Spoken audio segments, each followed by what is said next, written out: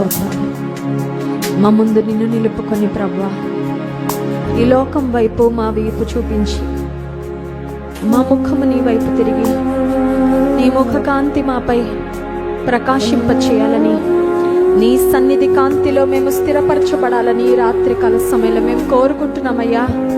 మా ముందున్న దేవానికి స్తోత్రం, మమ్మల్ని చూస్తున్న దేవానికి స్తోత్రం, స్థిరపరిచి బలపరిచేవాడానికి స్తోత్రం.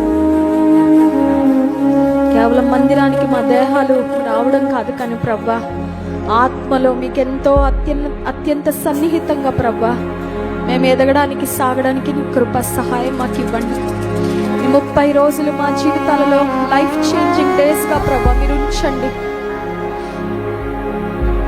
మీ దాసుని పక్షం నిలబడి వాక్యం అందిస్తుండగా నీ స్వరము మాకు వినిపింపచేయ.